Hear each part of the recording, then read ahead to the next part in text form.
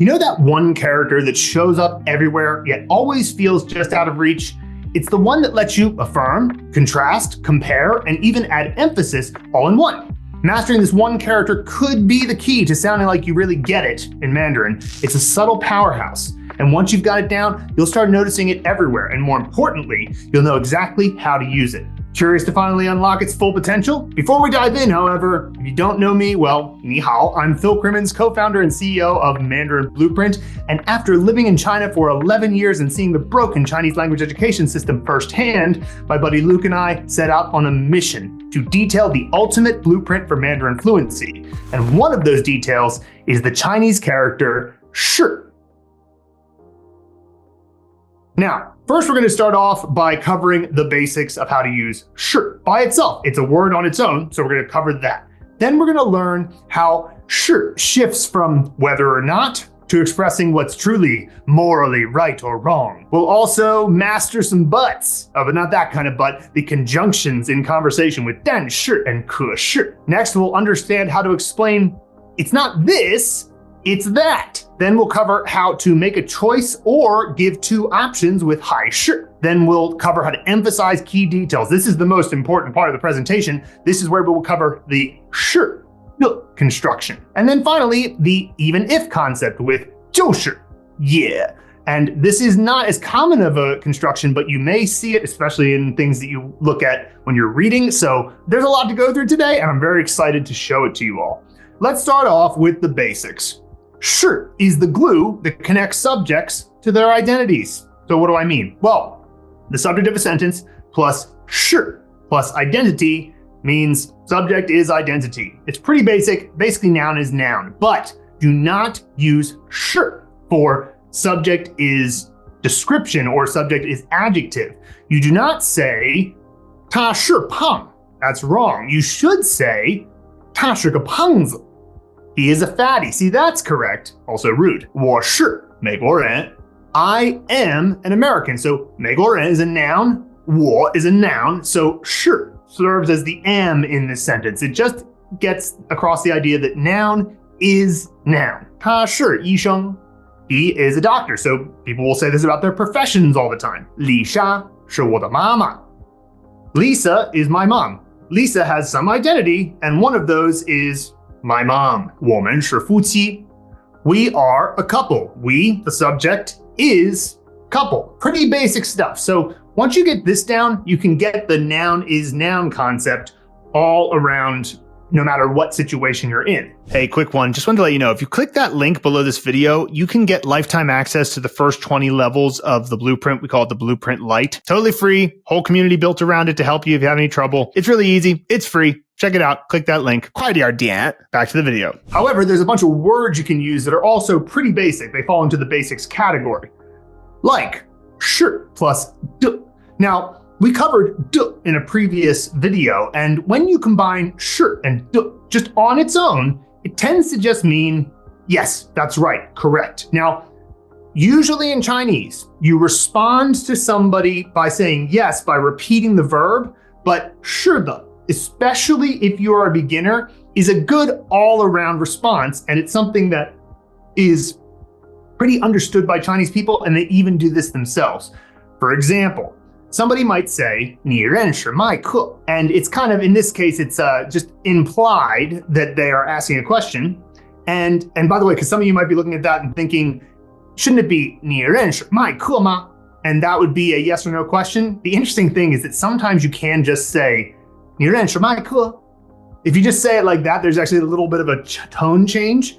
It will be understood as a question. Now, one way to respond to this is to say 认识.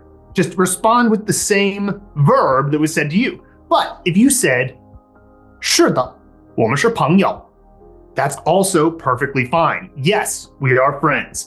And so, like I said before, while you can't always respond with 是的 and sound knowledgeable, it will pretty much always be understood, and Chinese people do respond this way, even if it wasn't the verb that was said to them.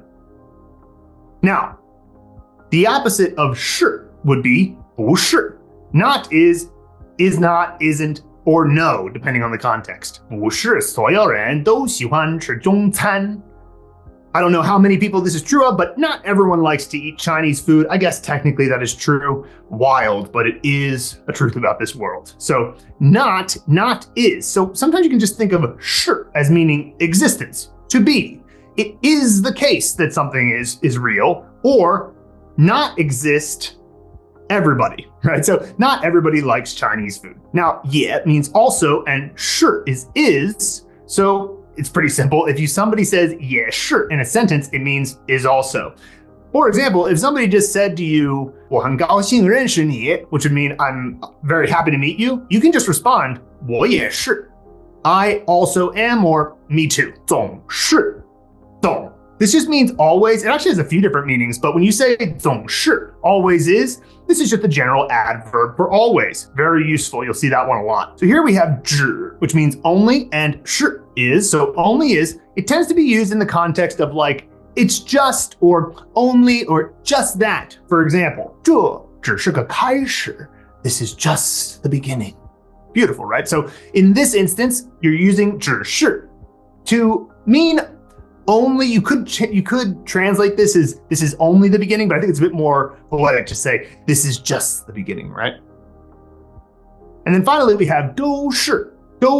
So this means all is or all or both. Now in Chinese, they don't really make the distinction between both and all. So if you want to say they both came or they all came, it's the same thing. They use the same word for that. For example, 我们都是你的朋友. We are all your friends. Now, if it were only two of you, you could also say 我们都是你的朋友. But that would mean we are both your friends. So just to make it clear, Chinese does not make that distinction like we do in English. If it's any more than one, you use 都是. So there we've covered the basics. Now, let's talk about a few words where 是 can be used in phrases like whether or not, and even help you express what is morally right. So first we're going to start with 是否. 是, of course, means is, and then 否. This is actually a more formal way to negate something. So if we get 是否, it means whether or not. And it's actually quite a useful construction in a sentence. So let me show you. 他是否值得我们信任? Is he worth trusting or not? Right? So in this case, you could say 他是不是值得我们信任? That would mean, is he trustworthy or not? Because in that case, you're taking 是 and 不是. And by saying 是不是, that gets across the same idea, is or not. But by saying 是否, you can cut down on a word, and it's a bit more formal. There's definitely a more formal way to say this, but it's useful in real life. And I always remind people that when it comes to formal language, there are many contexts in life where you do want to speak with a more formal sound. So I don't think it's necessarily a bad thing to have an understanding of what is formal. You find yourself in that situation a lot, actually, when you're in China, because if you're a talented foreigner who can speak Chinese well, you'll get invited to things. And some of those things are quite, formal in some way or another. So I don't think that we should avoid that, although I do think we should focus a bit more on the spoken language. Now this one, 是非, you'll notice that here, 是 means right and 非 means wrong. And that's kind of an interesting thing about 是, because there's a lot of Taoist influence in China. And in some sense, 是 means to exist, right? It's basically saying that existence, like to be or not to be, it's one of those characters that's kind of so basic that we just go is, am, be. But what is the root of what we're trying to say? We're trying to say that something exists. And on some level, that has gotten understood to be that which is good or right. So if it exists, it's the opposite of non-existence. And fei, that character means non. So if I say like, 非常, that means very because it means non-ordinary. 常, 非常. So not, 非there means non. And so when you compare it to the morally right version of 是, and you add it in there, it's like saying right or wrong. And that's why 是非 means right or wrong or just trouble of some kind. Now, very useful one here, 是吗? Now, this can either mean correct, like right, or it can mean really, And I'll explain how. If you want to be a bit snarky, you can just respond to somebody directly with 是吗? So let me show you. If somebody were to say, 我要把这辆车送给你, and they say, I want to give this car to you, if you don't think they're actually going to do it, you could respond with 是吗? It's like saying, oh, really? You're going to give me that car? Really? You know, it's kind of got a bit of a snark to it. And this is not the case when 是吗 is put at the end of a sentence, but if you just respond to somebody saying only 是吗, that's generally the tone in which they will hear it. But if you said, 你明天就出发去旅行, 是吗? Then that's just ending a sentence with, that's right, right? Isn't that right? It's just a way of saying, I don't actually know for sure, but, you know, 是吗, is that right? And I'll make this small distinction. If I were to say the exact same sentence, but end it with 是吧, 是吧, that would mean that I'm pretty sure I'm right about this. I'm almost certain that you are going to leave for your trip tomorrow, but maybe there's a little bit of doubt, so I'll say 是吧. If you say 是吗, then it's like 50-50. You're not really sure, right? So just bear that in mind. You can totally use that in day-to-day life. And again, when you use it at the end of the sentence like this, it does not mean that it is snarky. You know, when you just respond with 是吗, that's a bit snarky. But if you respond at the end of the sentence like this, it just means, is that right? Now, it's time for us to master some buts. But not that kind you were hoping for. Sorry. It's however with 但是 and 可是. So it's pretty straightforward. This is just however. 我联系他了，但是他没有回复我. I contacted him, but he didn't reply. You could also say 可是他没有回复我. Now, you might be thinking, but Phil, what's the difference between 但是 and 可是? Well, barely anything. They are virtually the same. If I had to point out a minor difference, it would simply be that 可是 is a bit less formal than 但是. But people say both in day-to-day life interchangeably. It's really no difference in meaning. And again, I would like to point out that when it comes to formal language or written language, often the difference is only in the writing and not in the speaking. It depends. There are certain words you really would only say in writing. But take 但是, for example. People always say this. They say 但是 in real life all the time. So the fact that it is more formal than 可是 is not saying that people don't say it. It's actually more saying that 可是 is less likely to be found in a written situation. Now, it's another reason why it's so great to read comic books, because when you read comic books, they will write what is more usually spoken. And of course, when you watch TV, the subtitles will be what they are speaking. But I'm just saying that if you were to read a book, and it's just a standard novel or something like that, and it's not quoting a person, it's just saying a sentence, well, they're probably going to use 但是 and not 可是. But that doesn't mean that people don't say it in real life. So it's an important thing to understand that distinction between written Chinese and formal and spoken Chinese. 天气很冷，但是他只穿了一件上衣. The weather is very cold, but he's only wearing a jacket. And of course, a 上衣 in this case would probably be a kind of standard light jacket. A 大衣, that would be the more winter jacket, right? So can you believe that? He's only wearing a light jacket. 我想要休假，但是老板不答应. Or 可是老板不答应. I want to take a vacation, but my boss didn't agree. And you guys might remember that from a few weeks ago, we did a presentation on 过. And one of the things we talked about was 不过, which means that it also means but or however, except that it's lighter. You're not as concerned about it. So in this instance, if the person were to say 不过老板不答应, then what you would know is they weren't that worried about this vacation. They were like, whatever. But if they say 但是 or 可是, they find this to be disappointing, that they wanted to take a vacation, but the boss didn't agree. So now that we've mastered our butts, let's move on to one of the very useful phrases that I've seen that it helps you get across the idea when you want to say to somebody like, oh, no, it's not that, it's this. And you're going to do that with 不是, 而是. So if you say 不是 plus A, 而是 plus B, it means not A, but rather B. 不是我不想去，而是我今天有事儿。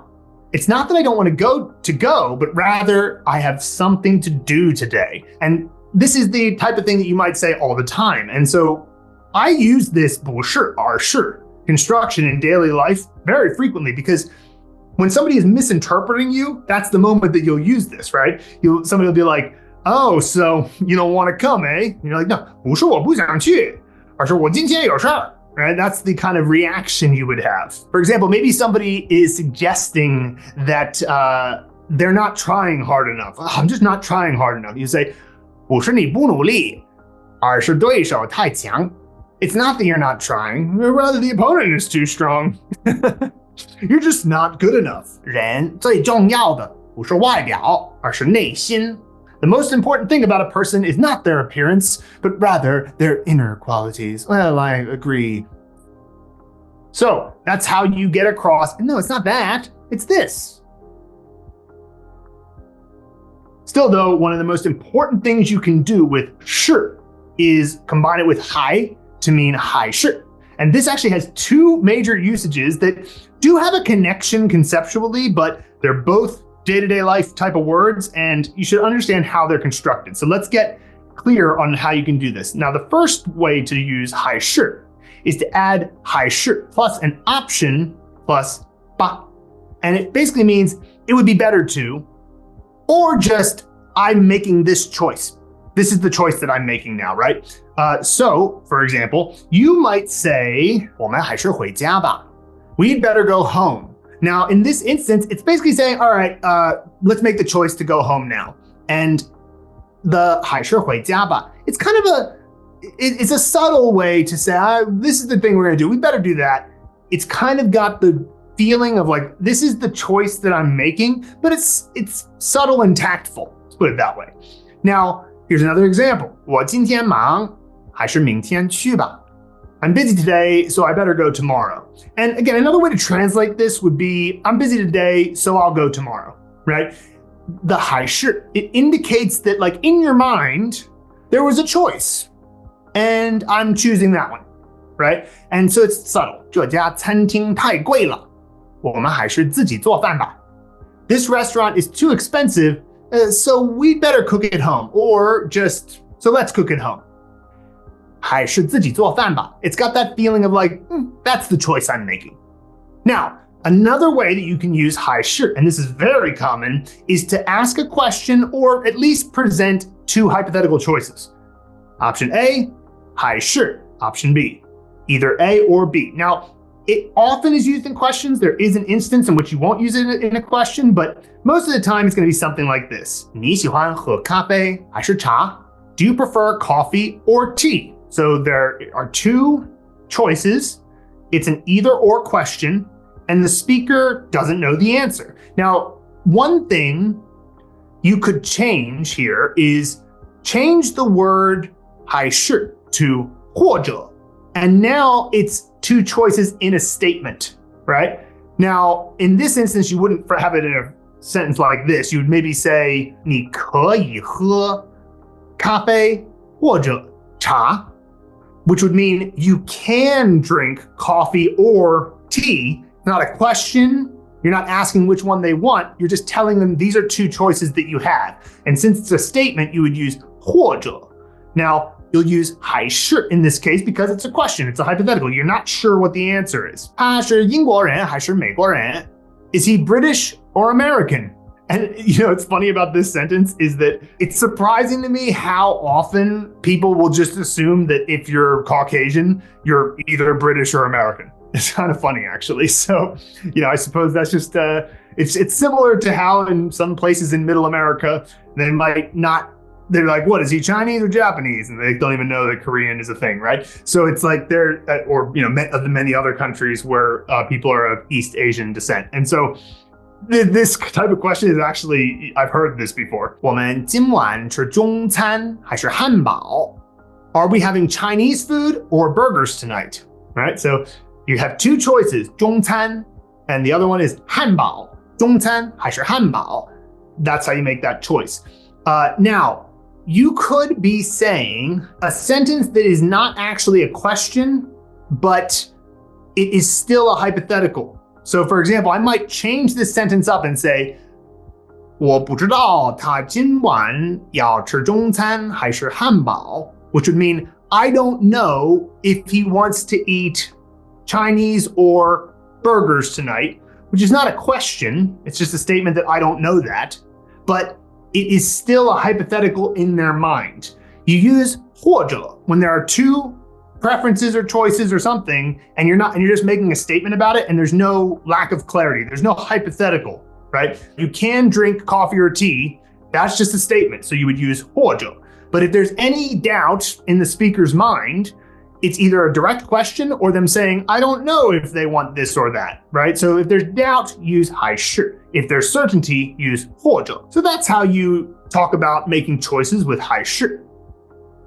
Now, this is my favorite part because we're going to learn how to emphasize important details, and this is the most common way to talk about the past or add richness and specificity to a story that you're telling. Now, again, just like 了 doesn't mean past tense, 是 doesn't necessarily mean past tense, but it is a good way to emphasize details in a story, and you're going to see how to do that in this section. But there are a few different things you might put between 是 and 的 to emphasize some kind of, well, something. So here's one example. 是 plus a description plus 的.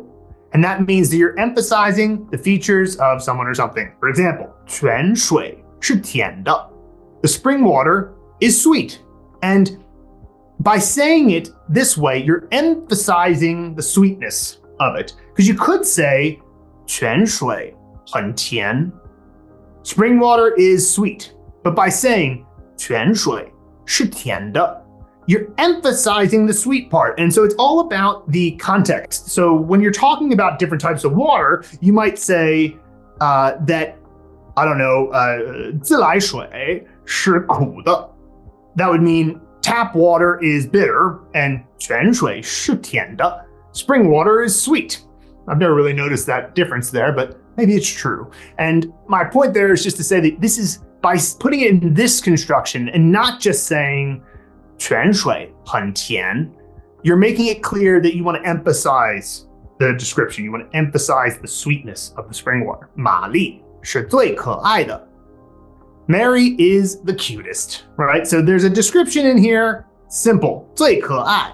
You could just say 玛丽最可愛 or 玛丽很可愛. But because if you just say Mary is cute, then that's fine. That's a perfectly fine statement. But if you want to say 玛丽是最可愛的, you want to emphasize that particular point. Now, another thing you could put between 是 or 的 is just people or personal pronouns. And in this case, it's emphasizing the possession of someone or something. Now, we know that 的 can refer to possession, but if you want to emphasize it, you'll use it in this way. 这本书是玛丽的. This book belongs to Mary. Now, you could say 这是玛丽的书. This is Mary's book, but by saying 这本书是玛丽的, we're getting across, we're emphasizing that point. It's Mary's book, and it's all about context. Why would you say this book belongs to, like this book, this is Mary's book versus this book belongs to Mary, like this is Mary's book? It's just the context. Why are you bringing up the book in the first place? We don't know whose it is. Whose book is this? 这本书是玛丽的, right? That's the type of context you might use it. 这个电话号码是你的吗? Is this phone number yours? Right? Another thing that you're trying to emphasize is there's a phone number here. 是你的吗? Is it yours? Very straightforward.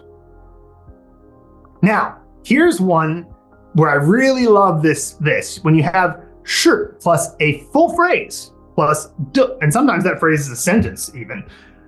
It's emphasizing the situation, the who, what, when, where, how, why, in which something happened. And I think that that's really important to get down because this is the type of thing you'll use a lot, especially in storytelling. 妈妈是昨天晚上回家的. Mama came home last night. So what are we trying to emphasize? That it was last night that she came home. Now we could play around with this a bit, but let me get to another sentence so you get the idea. 我是1987年在香港当司机的. It was in 1987 that I was a driver in Hong Kong. Okay, so we have a sentence there. There's a full kind of phrase in there. 1987, it was in Hong Kong. I was a driver. So we've got a few details.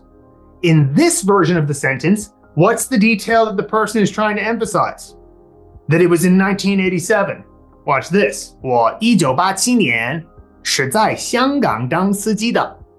In 1987, it was in Hong Kong that I was a driver, right? So you see how changing the location of 是 in the sentence emphasizes a different point. There's three details. 1987, in Hong Kong, acting as a driver or being a driver.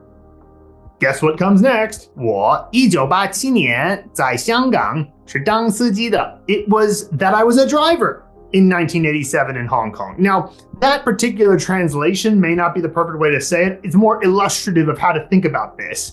But why would you say this? Well, maybe somebody was saying like, oh yeah, in 1987 in Hong Kong when you were a shopkeeper, right? You're like, it's like, no, that wasn't the detail that I wanted you to say. It was, 我1987年在香港是当司机的. Like that's the detail you're trying to emphasize, right? And you can move 是 around in the sentence to get across that that's the particular point that you want to emphasize. Now that I've pointed this out to you, you're going to notice it everywhere. And as my weekly reminder, I always do this. When I point out things like this, the point is not to help you speak it differently or output it differently, because that's unlikely to happen. You're unlikely to think of a grammar rule and therefore output it better. What's more likely to happen is that when other people are doing it, you will understand them better while consuming the language. So again, consuming the language is where you get acquisition. Acquisition is how you become fluent. You must acquire the language, speak the language, and write the language to activate it. And that's the key to fluency. Now, what I'm doing here is a supplement to consumption. Just like a dietary supplement isn't a replacement for consumption of food. It helps things. Take some fish oil, right? It's good for you. But I couldn't live off fish oil. So you can't live off these explanations, but what you can take from it is a better understanding while consuming Chinese media, while reading Chinese, while reading a comic book, graded readers. These are your opportunities to notice these patterns and understand them better. So therefore your consumption is supplemented. It's better because you watched this video. So I always want to make that point. I do think that these videos are helpful, but I also think that they can go too far if you think that they're a replacement for the actual consumption. Comprehensible input is the key, everyone. I've been saying it for years. So that's how you emphasize important details, usually about the past. Doesn't always have to be. If you're saying, for example, spring water is sweet, that doesn't mean that it's happening in the past, but it can often be a great way to emphasize details about a story. So finally, we'll wrap up with a unique way to express even if using 就是, yeah. This will help you add depth and complexity to hypothetical situations. So what do I mean? Well, if you have a sentence that starts with 就是, and then you add a hypothetical, and you add yeah, and then an action, it basically just means even if hypothetical, still action.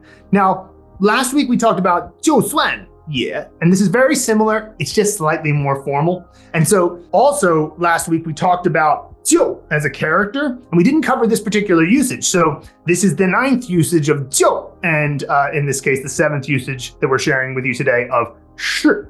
So when you see 就是 plus some hypothetical and then yeah, that means even if. All right, 就是以后失败，我也不会放弃尝试。Even if 就是 I fail in the future, 以后失败，我 still 也不会放弃尝试，就是再忙，我也会自己做饭吃。